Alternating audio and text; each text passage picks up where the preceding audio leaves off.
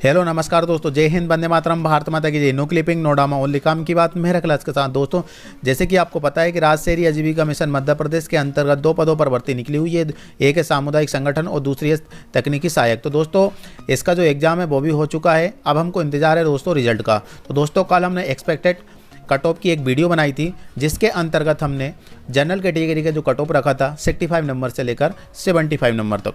तो सबसे पहले दोस्तों मैं आपको ये बता दूं कि ये एक्सपेक्टेड है, ज़रूरी नहीं कि 65 नंबर से लेकर 75 नंबर तक ही आएगा, लेकिन जो आज की दौर के तहत, आज के कंपटीशन के तहत ये कट ऑफ हमने रखा है। और हो सकता है कि इससे ज़्यादा भी हो सकता है और इससे कम भी हो सकता है। मैं तो ये कहूँ दोस्तों कि आप इसमें लगातार कमेंट कर रहे हैं कि सर आप कुछ भी बता रहे हैं, इतने हाई कट ऑफ नहीं जाएगा, बहुत कम रहेगा क्योंकि इसका सिलेबस नहीं मिला था, बहुत से रीज़न बता रहे हो। तो मैं भी समझता हूँ कि आपको सिलेबस नहीं मिला है 65 नंबर का, लेकिन फिर भी ये कट ऑफ तो जाएगा, ठीक है।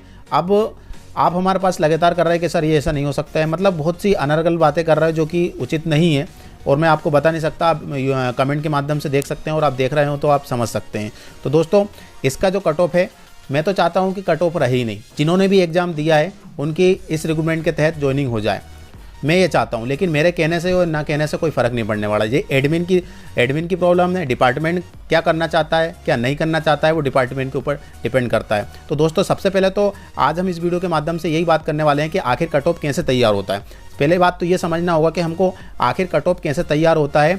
और ये एक बात और है कि सच सुनने की आदत डाल लेना, ठीक है ना। यदि कोई रियल बताता है तो आप उसको समझ लेना। हो सकता है कि वो किस तरीके से बता रहा हो, आपको सुनने के बाद जो उचित होता है, जो आपको कमेंट करना हो कर सकते हैं, उसके बारे में कुछ थोड़ा सोच लिया कीजिए, इसके बाद ही कुछ बोला करो, ठीक है ना। क्योंकि बहुत सी चीज़ ऐसी होती है कि हमको पहले से पता रहती है, लेकिन सामने वाला बताने का तरीका और कुछ अलग होता है। आपको एक तरीके से पता हो, सामने वाला दूसरे तरीके से बताने की कोशिश कर रहा हो, तो आपको एक तरीके से ज़्यादा दूसरे तरीके से भी पता चल जाती है। तो क्या है कि सुनना भी है और फिर समझना भी है। इसके बाद कुछ समझ में नहीं आती है तो आप बात कर सकते हो, ठीक है ना। तो दोस्तों, चलते हैं हम इसकी आगे की ओर। और आगे बढ़ने से पहले मैं आपसे वही रिक्वेस्ट करूँगा, यदि आप हमारे चैनल पर नए हो तो प्लीज़ हमारे चैनल को जरूर सब्सक्राइब करना, और यदि हमारी वीडियो आपको अच्छी लगे तो लाइक ज़रूर करना। तो दोस्तों, चलते हैं हम आगे। तो दोस्तों, ये रहा आपका कट ऑफ।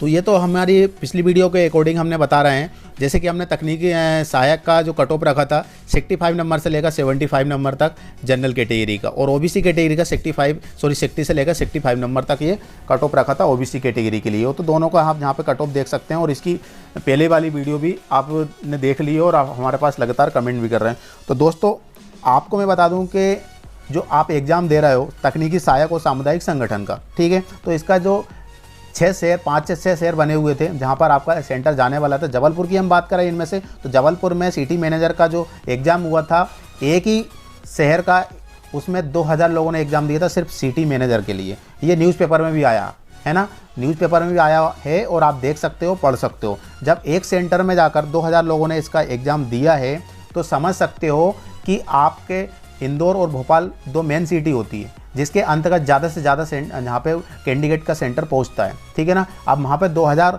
लोगों ने एग्ज़ाम दिया है जबलपुर के अंदर, तो यहाँ पे दुगने तिगने लोगों ने एग्ज़ाम दिया होगा। 6,000, 7,000, 8,000, 4,000, इससे ऊपर तो गया ही होगा। जबलपुर से ज़्यादा इंदौर और भोपाल में ज़्यादा सेंटर पहुँचता है कैंडिडेट का। तो इसमें कितने, आप किसी भी एक कैंडिडेट का, दोस्तों मैं आपको बता दूँ कि जनरल कैटेगरी की बात करूँ या ओबीसी, एससी, एसटी जो भी है, एनीथिंग्स, आपको ये समझना है कि जैसे कि सपोज डेट करो कि 20,000 लोगों में से किसी भी एक कैंडिडेट का जनरल कैटेगरी से यदि वो 70 कट ऑफ रहा, मतलब उसका हाईएस्ट 2000 लोगों में से, 20,000 लोगों में से भी किसी से भी समझ लिए कि किसी भी एक कैंडिडेट का 70 नंबर आया, चाहे वो तुक्के से लगा रहा हो या उसने कैसे भी किया हो, क्योंकि इसमें माइनस मार्किंग नहीं था, तो क्वेश्चन तो सभी ने अटेम्प्ट किए।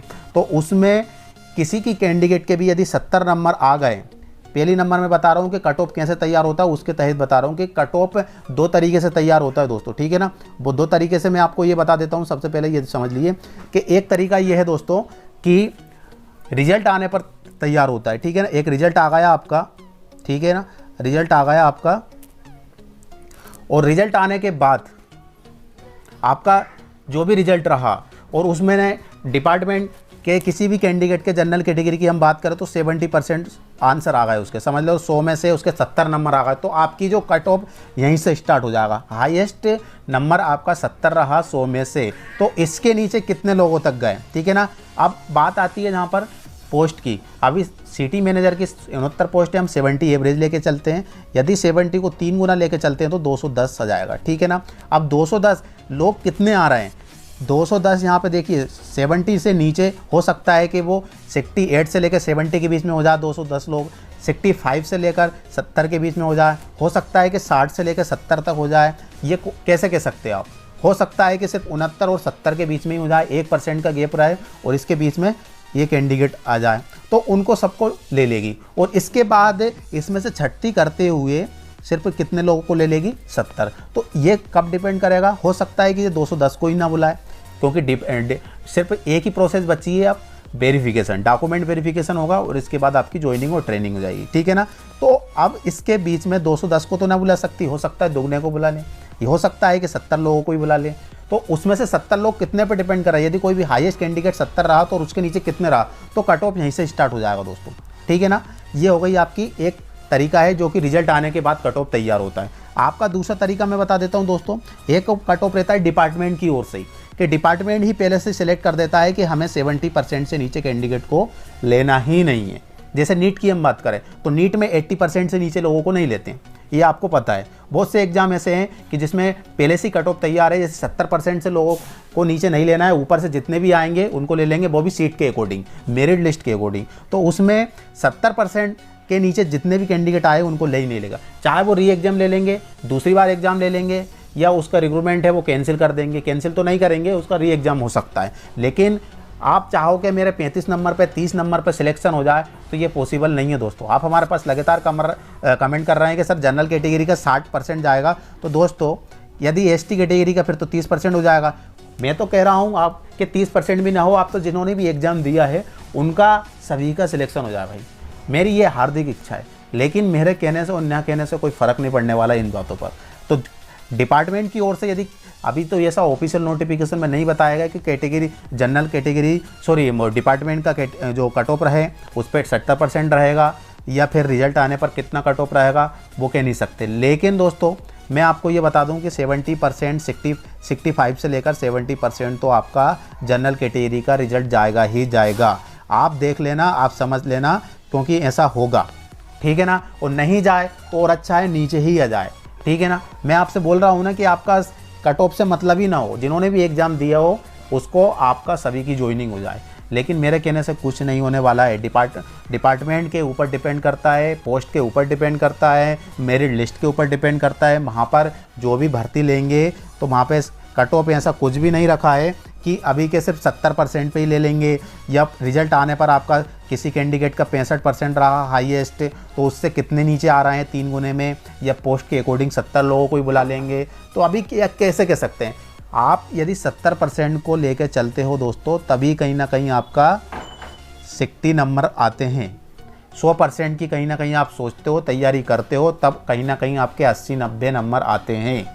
आपको ये समझना होगा, तभी आप इस एग्ज़ाम को, किसी भी एग्ज़ाम को क्रैक कर सकते हो, ठीक है ना।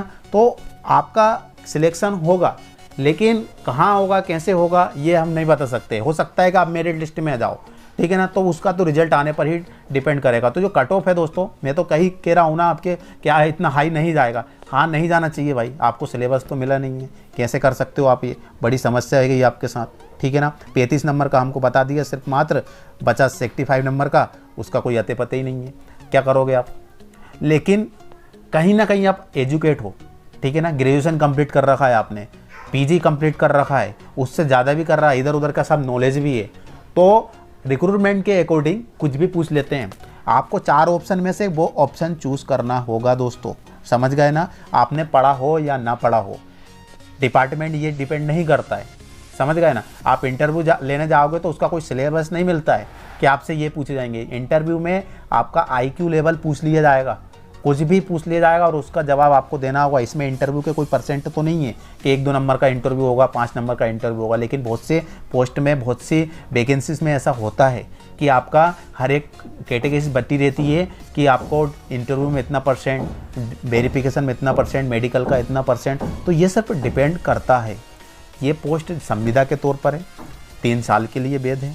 यदि आपकी ड्यूटी अच्छी रही तो आपको इसको आगे भी बढ़ा सकते हैं, अदरवाइज़ आप उससे 3 साल के बाद बाहर कर दिए जाएंगे।